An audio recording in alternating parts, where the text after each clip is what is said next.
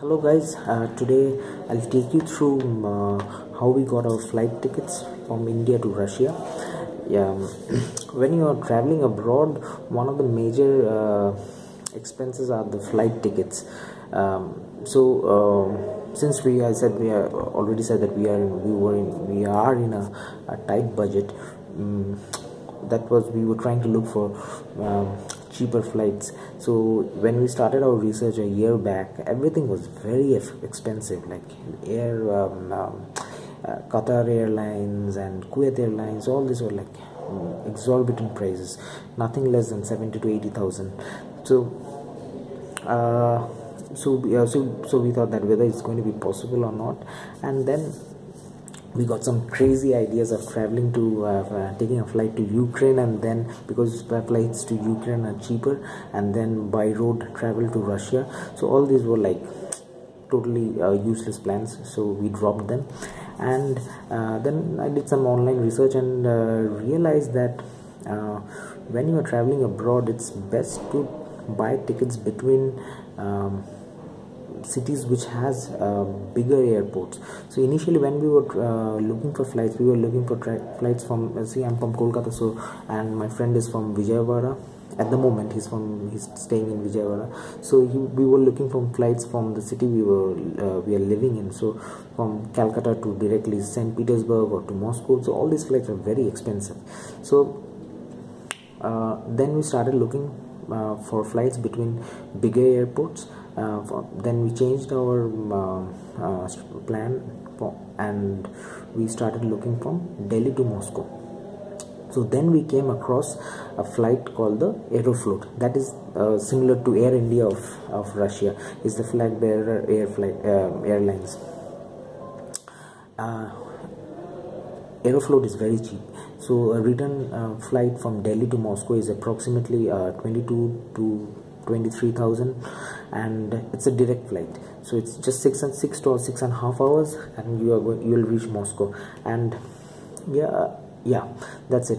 But this was when all the tickets, all the match schedule and groupings, everything was not announced. So when it was announced and the match tickets were on sale, Aeroflot flight ticket became just double, 50, 60 and so on. We didn't have the match tickets yet, so we were not sure whether to buy the flight tickets. So in March, when we got the match tickets, then we booked the flight tickets. We started looking for seriously started looking for flight tickets, and we majorly used 3 websites to screen through various flights, which is Momondo, Skyscanner and Wego. Many of you already know all this, but yeah. And mind you, when you are looking for flights, always clear your cookies, or at least use incognito mode to do the flight searches, because prices are always dynamic when you're searching price, and it will become higher within seconds. So yeah, so we finally decided on going to Moscow on Air Astana, which was at that point cheaper than Aeroflot. So I'll just take you through our itinerary quickly. So I don't know whether you can see this. So we are traveling from Delhi on the 25th at 1 a.m. in the morning, 10 past 1 a.m. in the morning, and we'll reach Astana at 6 a.m. in the morning. And there is a 2 hour 15 minute stopover, and then from there at 8:20 the next flight is from Astana to Moscow. So we'll reach Moscow by 9 a.m. On the 25th morning.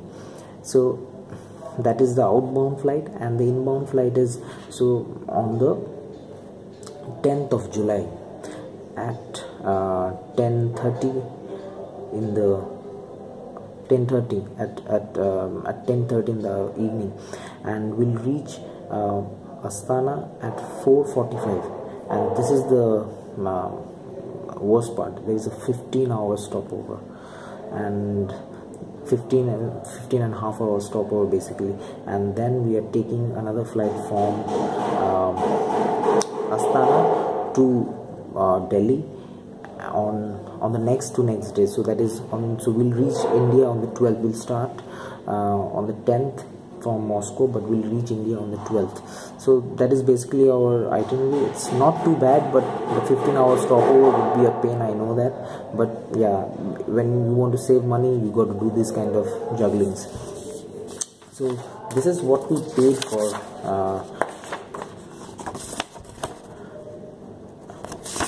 So it's 49,812, and that is approximately $767, and we had to pay another 1,000 or 2,000 for the exchange rates from the bank.